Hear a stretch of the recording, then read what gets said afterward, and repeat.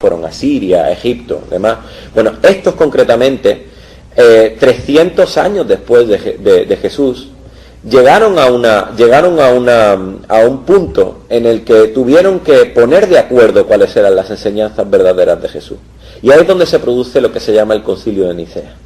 Es decir, una serie de personas se reúnen en un lugar para decidir qué es o qué no es lo que verdaderamente fueron las enseñanzas de Jesús, y establecer unos dogmas de fe basados en realmente cosas poco tangibles, es decir, cosas que tú no puedes tocar. Y ahí es donde aparece el dogma de fe, por ejemplo, de la Trinidad, en el que se establece que Jesús es Hijo de Dios y Dios mismo, ¿no? Y que el Espíritu Santo es esa tercera parte que falta en el triunvirato, para establecer que cada vez que una persona influida por el Espíritu Santo actúa, es como si Dios le estuviera hablando así a él. ¿Dónde se perdió el mensaje que Jesús dio? Ahí es donde está lo interesante, porque si nos vamos a otras misiones evangélicas, recordemos que Pablo de Tarso estuvo en Antioquía, y Pablo de Tarso ni siquiera conoció a Jesús. Y es Pablo no conoció a Jesús, como es algo nuevo. Jamás conoció a Jesús. Pablo de Tarso, de hecho, era uno de los más sangrientos, sanguinarios perseguidores.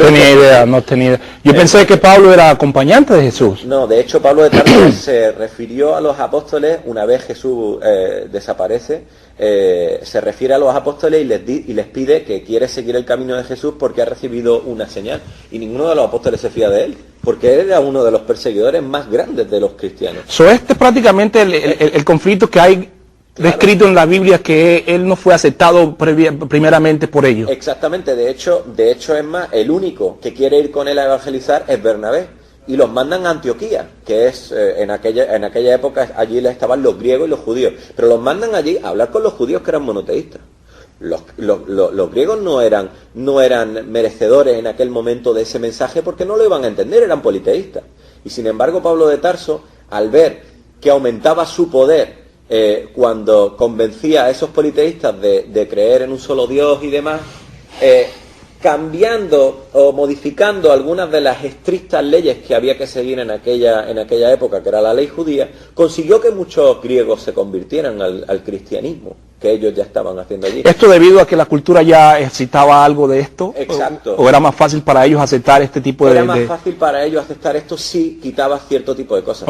Si quitabas, por ejemplo, la circuncisión, el circuncidar, por ejemplo, a los niños cuando nacen, o cosas así. Poquito a poco se fueron modificando, se fueron limando y raspando algunas cosas, ¿no? Una pregunta, hermano. La espera de estos tres profetas era en confirmación del mensaje en sí, y entiendo de que en ciertas creencias se tiene a Jesús como la venida de Jesús, la primera, y la venida, que nosotros creemos que Jesús pasea sobre él, va a volver, como señales de los últimos días. Se estaba esperando que estos enviados confirmaran esta serie de eventos. Efectivamente, además de hecho eso está perfectamente documentado en el Génesis, que es del Antiguo Testamento, en donde aparecen señales clarísimas de cómo reconocer a este Adón-Denabín, a este último profeta. Y aquí es donde yo quería llegar ahora, porque Pablo de Tarso, digamos que lo podemos dejar allí cuando empieza a pelearse con todas las demás misiones evangélicas que van allá y le dicen, oye, que estás cambiando lo que estamos enseñando, y tienen una gran guerra.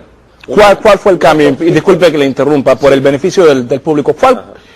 ¿Cuál fue el cambio de lo que Jesús estaba enseñando y lo que tenemos nosotros hoy por hoy en este siglo? Bien, es interesante que me diga esto, porque históricamente y científicamente la única manera de comprobar realmente qué es lo que Pablo de Tarso cambió de la realidad del mensaje de Jesús, solamente lo podemos saber a través de las otras misiones evangélicas. Es decir, las personas que compartieron la vida con Jesús o compartieron la vida con alguien que compartió la vida con Jesús, son las personas idóneas para contarnos quiénes están diciendo la verdad y quiénes están mintiendo. Entonces, si todos nos juntamos en una mesa y hay 12 apóstoles, estamos recordando de que las misiones evangélicas no fue solamente la de Pablo de Tarso, fueron por todo el mundo, o intentaron ir por todo el mundo conocido.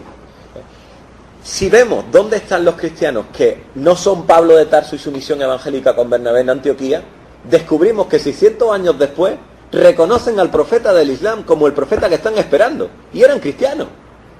Y mire usted, no solamente eran cristianos, era la iglesia más importante de la época en todo Oriente Medio. Es la primera que reconoce al profeta como un profeta de Dios, como el profeta que están esperando, y se convierten al Islam. Muy interesante, hermano. Ahorita tenemos 8 minutos. Voy a pedirle al público que si tienen algún tipo de pregunta o algún tipo de comentario. La información es extremadamente beneficiosa, es muchos beneficios que hay en ella y bastante, con el favor de Dios, creo que usted va a continuar haciendo el programa en este tema.